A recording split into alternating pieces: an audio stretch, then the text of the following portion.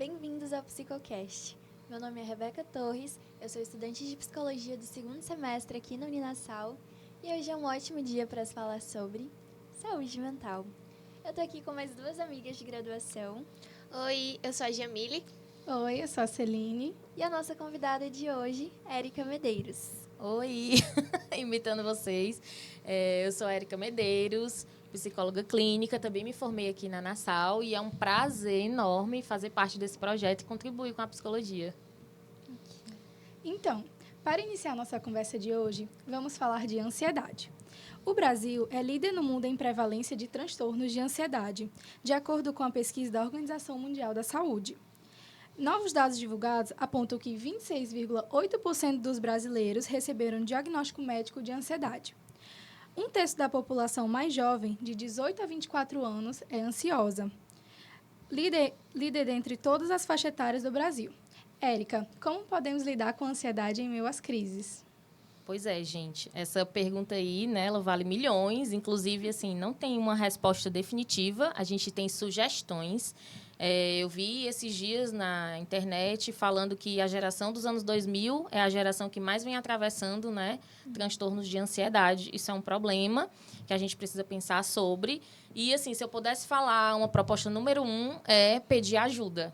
Ainda assim, mesmo hoje, né, em pleno século XXI, as pessoas têm muita dificuldade de assumir que estão passando por uma questão de demanda de saúde mental. E aí a gente escuta muito assim, não tenho coragem de pedir ajuda dos meus pais, né? Então, vai num colega mesmo e aí conversa com ele e pensa, né? E aí, como é que eu posso fazer para amenizar essa situação? Né? O primeiro ponto é esse, se reconhecer enquanto alguém que precisa de ajuda. O segundo ponto, muito importante, é a partir do momento que se tem um diagnóstico, já que vocês falaram de diagnóstico, é casar esse tratamento com o médico junto com a psicoterapia. Né? Não só o remédio, só a medicação não vai trazer a solução total dos problemas. Né? Não é nem para um nem para outro, é um trabalho em conjunto. E por que eu digo fazer psicoterapia? Porque ser adolescente hoje, já que vocês trouxeram essa demanda, é marcada por muitos vazios, muitas angústias, né? A sociedade hoje é muito competitiva, ela é muito pautada no consumo, isso já gera um adoecimento por si só. Então, assim, esse adolescente, à medida que ele se permite fazer psicoterapia, ele vai se conhecer. Ele vai entender o que é meu, o que a sociedade está impondo, né? Eu sei que existem situações de transtorno de ansiedade que são mesmo, assim, neurológicos e tudo mais, mas tem a influência do meio. E aí, por mais que eu faça o tratamento medicamentoso, eu preciso me conhecer. Não é essa história de autoconhecimento, como a gente fala aí de forma banalizada, né? Mas, assim, quais são as estratégias que eu posso encontrar? Assim, vocês se consideram ansiosas? Sim. Nossa, total. Mas aí a gente precisa falar, né, que existe uma ansiedade patológica e existe uma ansiedade natural do ser humano, né? Então, pelo que você trouxe aí nessa reportagem, a gente está falando de uma ansiedade patológica. Então, assim, além desse tratamento combinado, medicação, psicoterapia, rede de apoio, a gente precisa encontrar estratégias. Eu poderia dizer assim, faz uma respiração diafragmática que vai dar certo. Vai, pode ser que dê certo para você, mas não dá certo para mim.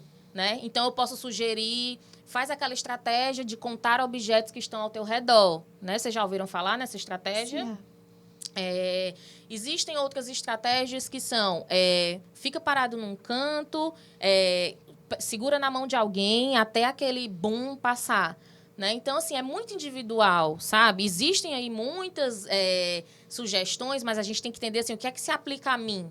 Então, eu acho muito complicado a gente vir aqui num podcast e dizer assim, fulano, faz uma respiração diafragmática que tu vai melhorar. Receita de bolo, né? Isso. Aí ele vai, faz e diz, não funcionou para mim.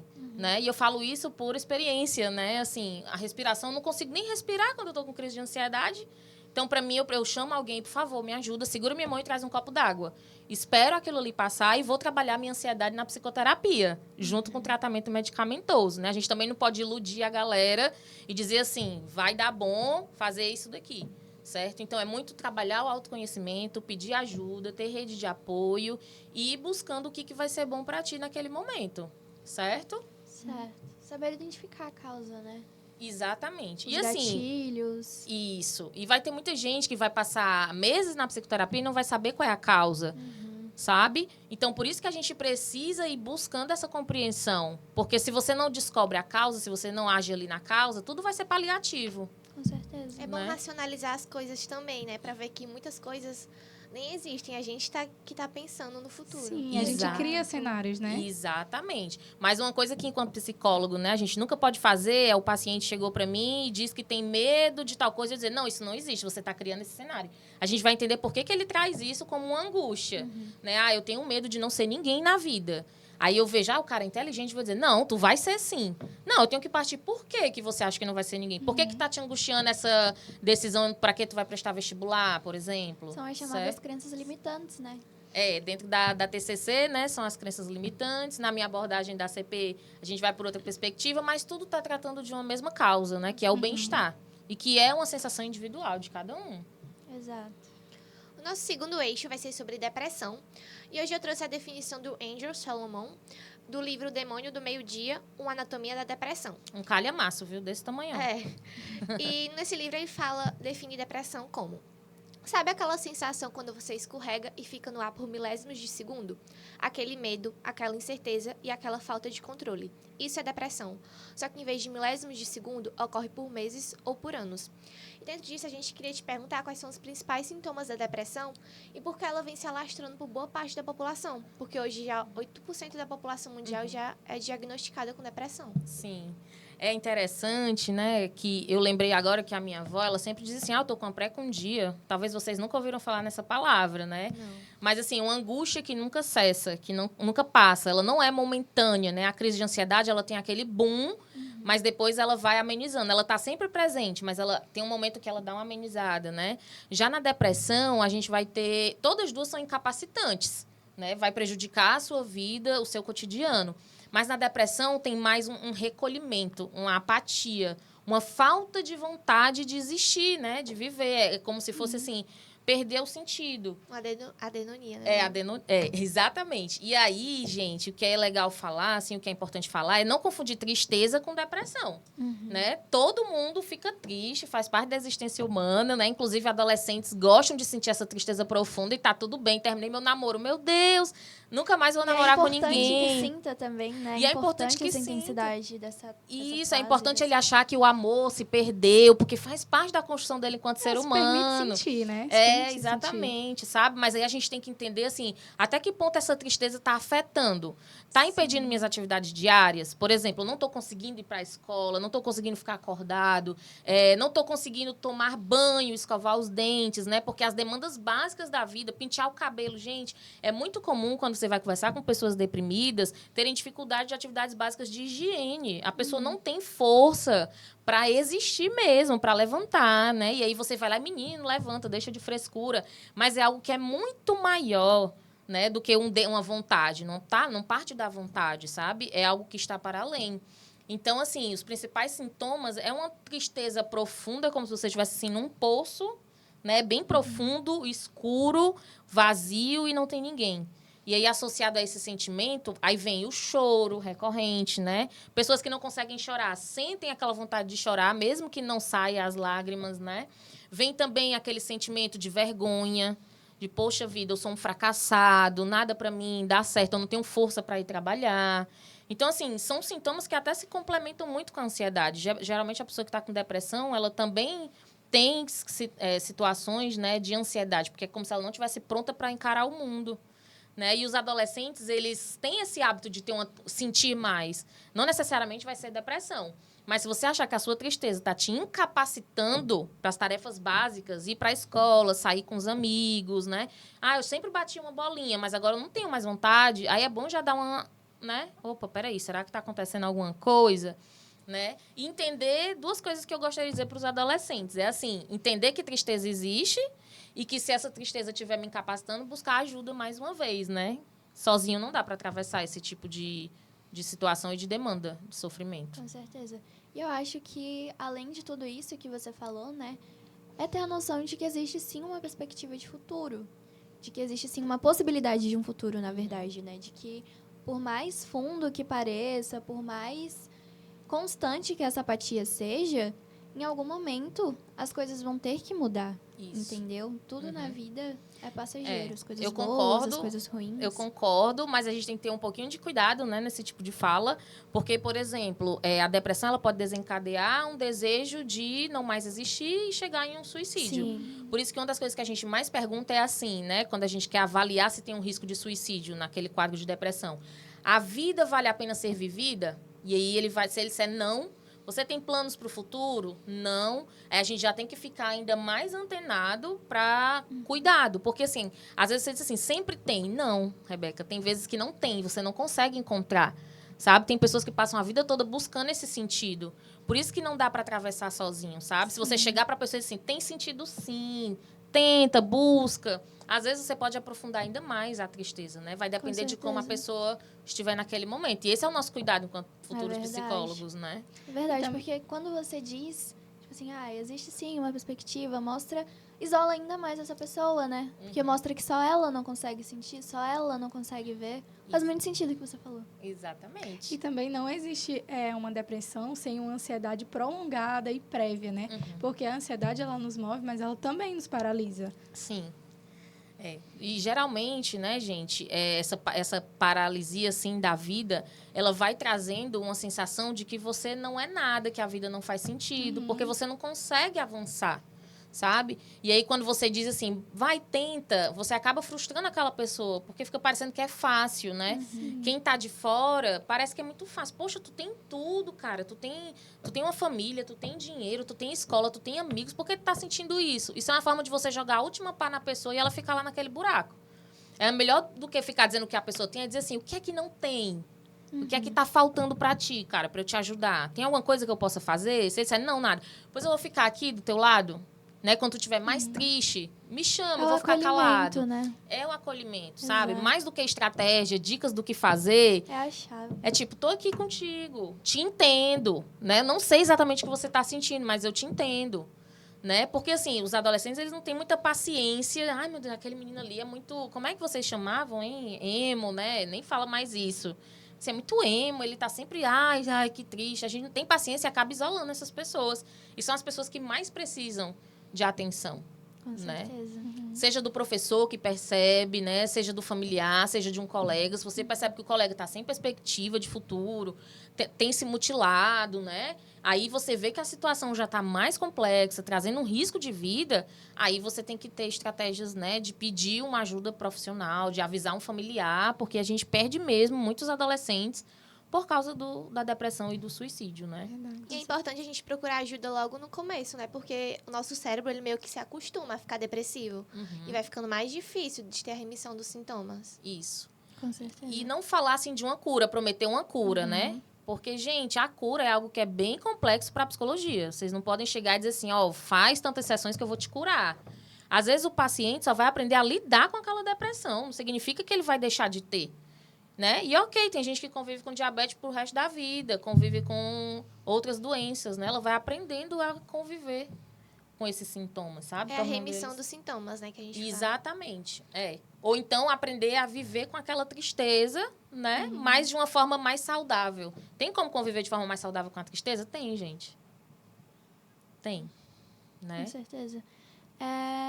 Existem, sim, né, os casos patológicos de depressão, mas eu percebo também que nos dias de hoje existem coisas que podem sim não ser uma receita de bolo, mas terem uma causa mais definida, sabe? Tá. Por exemplo, você conseguir ter uma noite de sono bem dormida, você praticar atividades físicas, você entrar em contato com o sol. Tudo isso são coisas que são indispensáveis para manter um nível de bem-estar agradável, né? E a partir disso, a gente entra agora no nosso terceiro eixo, que é qualidade de vida. Show. Eu acho que a nossa geração, inegavelmente, está viciada em conseguir, em obter prazer sem nenhum tipo de esforço. Né? A gente abre o TikTok, a gente tem uma bomba de dopamina na hora que a gente quiser. A gente upa uma foto no nosso Instagram, a gente tem todos os likes que a gente precisa, toda a validação que a gente quiser, no momento que a gente quiser. E acaba que isso afeta diretamente o nosso senso de merecimento, né? A sensação de que você realmente fez alguma coisa por você para se sentir bem dessa forma, sabe? E aí eu queria que você aprofundasse um pouco sobre como a nossa autoestima é afetada por essa ausência de autocuidado Tá. mesmo, né? Tá. Bora lá, né? Às vezes eu sou a cri-cri do rolê, né? Só falando que eu não sou contra, assim, as indicações e as sugestões, como beba água, se alimente bem, durma cedo. Eu só sou cuidadosa no que tange a como você diz, né? Porque se você chega para um adolescente que gosta de sair à noite, né? Que tem aquelas refeições mais rápidas e que ele precisa fazer isso como se fosse, assim, uma coisa mecânica, ele não vai compreender. Né? Vocês bem sabem disso, passaram pela adolescência recente, Nossa, eu com creio. certeza. E assim, ouviram a vida toda. Ai, tem que beber água, tem que se alimentar bem, tem que fazer atividade física, tem que dormir bem. Aí eu pergunto, vocês fizeram isso, mesmo sabendo? Né? Então, assim, eu não gosto muito do rolê da hipocrisia, né? De tipo assim, existem essas dicas, existem, elas são valiosíssimas, eu acho massa. Mas, assim, é muito difícil você querer que o adolescente que é viciado em celular durma bem. Exatamente. Né? Desliga o Sabe celular 10 Desliga horas o da celular. noite. Gente. Isso, desliga 10 horas da noite. É o que é que eu faria, né? Que se eu fosse conversar com um adolescente que está com essa demanda. Vamos lá. O que é que seria viável para você?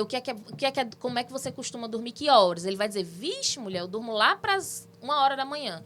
Eu falei, será que não seria interessante você começar a tentar dormir 12h30? O que é que tu acha disso, né? Porque 12h30, nem pra tu, nem pra mim. Vamos tentar?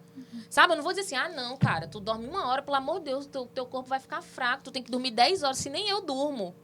Né? Então, assim, dormir cedo é importante? Mas quais são as tuas estratégias para dormir cedo? Primeiro eu vou perguntar, o que é que tu faz? Tem adolescente que chega em casa e vai cuidar da casa. E aí o cara precisa de um lazer, porque para ele ir para a escola é chato, trabalhar em casa é chato, e o celular é a única coisa que eu tenho. E eu não vou tirar essa outra fonte de prazer dele, sabe? Por isso, não é que eu seja contra as receitas, né? E aí, assim, bem-estar é outro conceito que é muito subjetivo. Porque o que é bom para mim, Rebeca, pode não ser bom para ti. Por exemplo, se você pegar um adolescente da periferia, bem-estar para ele é ter um prato de comida.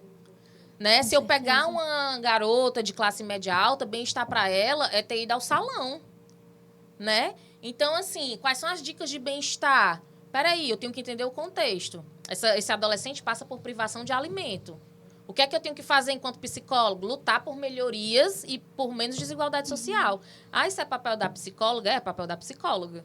Como já aconteceu comigo quando eu era professora, gente. E aí eu cheguei numa sala e disse assim, pessoal, vocês têm que lutar pelos sonhos de vocês, nananã. Aí uma garota se levantou e disse assim, professora, a senhora é muito hipócrita. A senhora aí toda branca, tem carro, tem trabalho, vem me falar de sonho, não tenho tempo para sonhar, não. Eu tenho que sustentar meus pais, vou terminar o ensino médio, vou o primeiro emprego que aparecer. Né? E eu fiquei, poxa, depois que caiu a ficha, eu pensei, poxa vida, me perdoe, eu ignorei sua realidade, o seu contexto. Então, por isso que eu fico meio assim, né? A dizer o que é bem-estar, o que é bom para o bem-estar. Por exemplo, se o adolescente gosta de comer chocolate, mas não gosta de comer fruta, eu não vou dizer, tira o chocolate e bota fruta. Eu vou dizer assim, como é que a gente pode melhorar essa alimentação?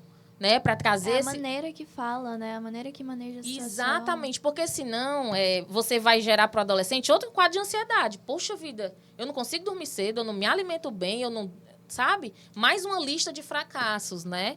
Então, tudo é muito subjetivo, é muito individual. E eu sempre trago para a psicologia, gente, o contexto histórico. Vocês viveram a adolescência há menos tempo do que eu, e vocês sabem o quanto é difícil uma adolescência onde o corpo vem em primeiro lugar, né? O dinheiro vem em primeiro lugar. Então, assim, um garoto que não tem acesso a um tênis legal, para ele, a vida dele está falida. Você pode olhar de fora e dizer assim, não... menino, besteira. Mas não é uma besteira. Né? Então, o que é que seria o bem-estar? É você fazer com que as pessoas compreendam o que é bom para ela, o que é que ela precisa, qual é a demanda dela. Tem a pirâmide de Maslow, né, que vocês já estudaram, não sei se vocês já estudaram. As necessidades básicas, né, para quem não tem, comida, segurança, água, ela vem em primeiro lugar. Né? E, às vezes, a sociedade é tão, assim, catastrófica que ela quer que o menino... que vê todo mundo com iPhone, não tenha desejo de ter um iPhone só porque ele é pobre. O mesmo menino pobre e a menina rica vão querer desejar os mesmos objetos, né? Então, se eu pudesse dar uma dica de bem-estar, era assim, qualidade de vida, seria você compreender o que é bom para você, o que é que torna a sua vida melhor. Ou então, menos difícil, porque o melhor não é contínuo, né? Então, hoje, a sua questão pode ser o cabelo, né? Depois, a sua questão pode ser o seu... sei lá, o seu corpo, né? Pode ser o seu namorado. Eu posso dizer que eu não tenho bem-estar e qualidade de vida porque eu tô brigada com meu namorado. Né? Então, é tudo, cada caso é um caso, né? Que a gente fala muito na psicologia, que as pessoas dizem assim, essa psicologia é muito chata, não tem resposta para nada. É porque quem dá a resposta é você.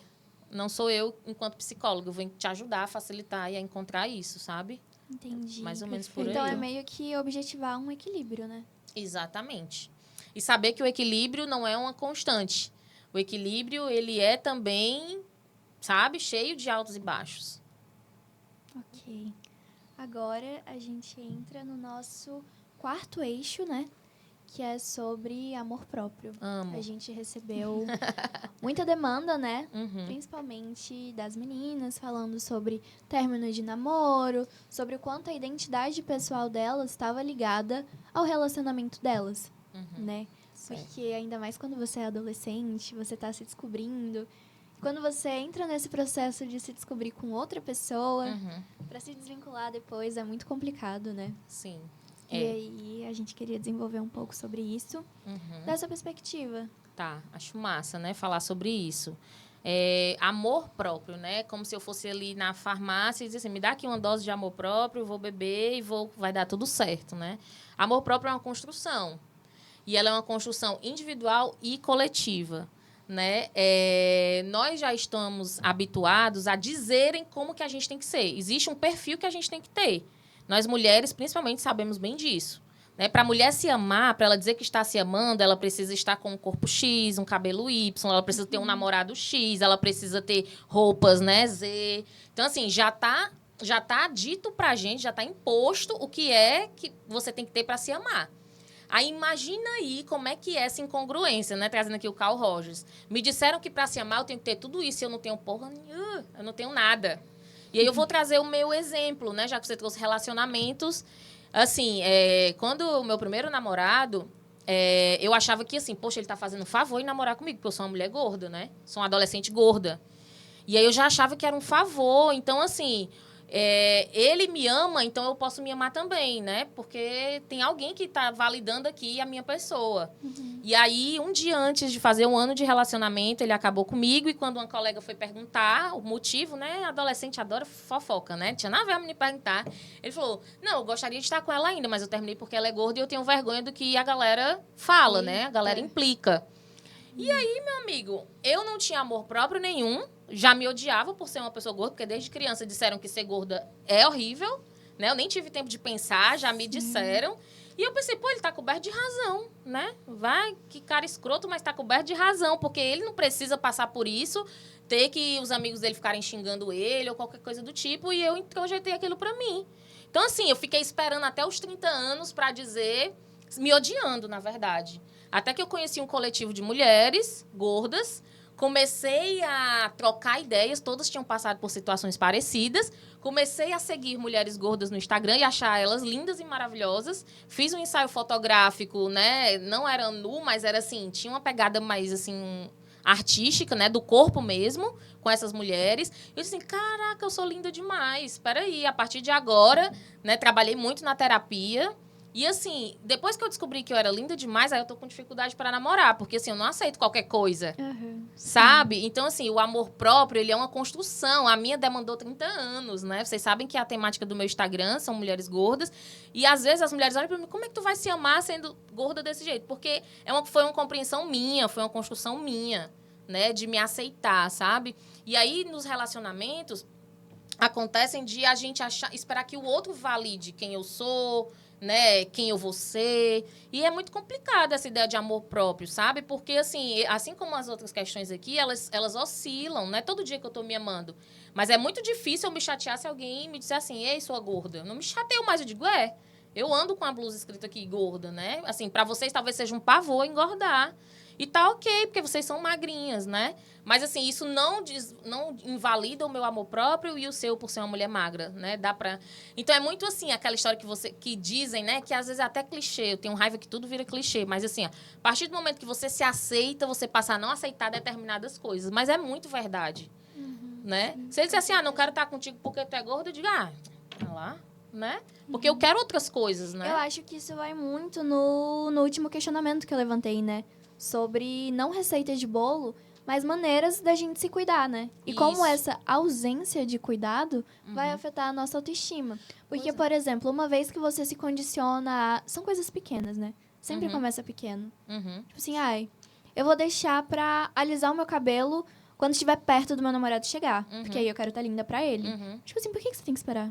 Por que tem que Por que que tu... alisar? Exato. Mas assim, por que que... Se você se sente bem com teu cabelo liso, por que que tu não faz logo o que tu quer fazer pra tu se sentir bem logo? Pois Sabe? é. E aí, pra nós mulheres, pior ainda mais essa história do amor próprio, porque assim, gente, tem que alisar, tem que depilar, tem que levantar, né? Tem que ter muitas roupas. Meu Deus, é muita coisa, a gente passa a vida toda, né? O capitalismo, ele lucra muito com as Exato. nossas insatisfações, né? Já dizia Naomi Wolf que a gente precisa ler o Mito da Beleza, vocês precisam ler pra se emancipar e tudo mais. Porque a gente passa o tempo todo pensando na nossa aparência e as nossas outras questões. A minha carreira profissional, Exato. as minhas outras relações, meus sonhos, meus projetos de vida, as viagens que eu quero ter, sabe? E isso aconteceu muito comigo depois que eu comecei a me amar. É muito louco, porque antes, eu lembro, quando eu tinha 12 anos, eu dizia assim, eu moro em prédio, né? Aí eu dizia assim, eu só vou descer quando eu emagrecer. Então, a minha vida ficou anulada. Um dia, eu vou descer e meus amigos vão me ver magra. E aí a minha vida, finalmente vai começar. Imagina se eu tivesse ficado presa por mais tempo ali, esperando a minha vida acontecer. Sabe? Então, esse amor próprio pra gente, meu Deus, alisa o cabelo, enrola o cabelo, bota um dread, bota um botox. Gente, nada contra, a gente pode fazer esses Com aprimoramentos. certeza. Mas a gente Se precisa é o saber que vai por te quê. fazer bem, né? Isso, eu preciso saber por quê, né? Sempre prestar dizer, você atenção tem que na motivação. emagrecer. E eu não entendia por quê. Então, eu vivia nessa loucura, né? É mais ou menos por aí, é muito de cada um, né? Exato. E ficar vigiante, né? Nessas questões pequenas. No porquê de você só querer fazer tal coisa quando você tem a validação de alguém. Uhum, O porquê de você, sabe, buscar mesmo sim. se agradar, né? É. E ver se você quer se agradar pra agradar o outro. E uma geração onde, assim, o mundo é dos influencers, né, gente? Eu aconselho a você não seguir vidas irreais, assim, sabe? Realmente é adoecedor você achar que, para ser feliz, precisa ter a vida da Virgínia. Eu não sigo a Virgínia, mas Nossa. ouço falar muito no consultório, né? Ali é irreal, meu povo. Ali é 1 em 1 milhão. E, assim, será que ela é mesmo feliz ali, sabe? Não é nem essa a discussão, mas, assim, por que amor próprio está associado a ter o que a Virgínia tem, né? Eu Ter acho cuidado com quem você segue, né? Nas redes sociais. Exato. E outra, uma dica que eu recebi de uma pessoa mais velha até, foi de seguir pessoas que são parecidas comigo. Com certeza. Porque assim, se eu vou seguir uma loira, do olho azul, alta, magra, poxa, Sim. com que perspectiva? Como que eu vou me enxergar nela de alguma forma? Pra que eu vou vislumbrar esse universo que é tão distante de mim? Não só Sabe? aparência, mas estilo de vida também, Exatamente, né? Estilo de são- vida também. Tem muito psicólogo aí, quando vocês se formarem, que vai dizer assim, eu ganho milhões, a vida perfeita, tô aqui com... A primeira coisa que faz é bater uma foto com o notebook da Apple, né? Aí você olha, essa psicóloga aí é rica pra caramba. Mas assim, não passa de imagem. Não que o psicólogo não vai ser rico, a gente consegue se manter. Né? Mas, assim, essa imagem que as pessoas querem construir de amor próprio, de uma vida bem-sucedida, ela é muito ilusória. E causa esse adoecimento, Com né? certeza. Sim. E aí, gente, vocês têm mais alguma coisa pra acrescentar sobre o nosso tema? Não. Eu acho que é isso, gente. A gente finalizou bem esse bloco. Eu acho que são assuntos muito delicados, né? Sim. A gente traz de uma maneira mais leve, segundo os nossos conhecimentos, Sim, segundo sim, semestre sim. e tudo. Mas, assim, eu acho que deu pra sanar um pouquinho a dúvida do pessoal, do nosso público, né? Que foram estudantes que se identificaram com a gente de alguma forma, que a gente teve uma troca muito genuína ali no nosso projeto. E é isso, Érica. É. Queria te agradecer. Gente, na A verdade... gente aprendeu muito hoje. Na Acho que verdade, falo por todas. toda troca, né? Principalmente entre mulheres, nada contra os homens, viu, gente? Que não tem nada a ver.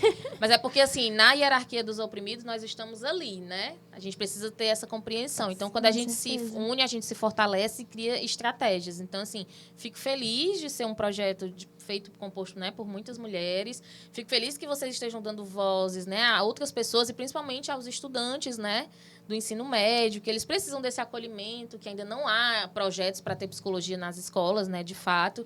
E, assim, gosto de dizer que me coloco à disposição. É muito bom essa primeira experiência, né, de foi troca. ótimo.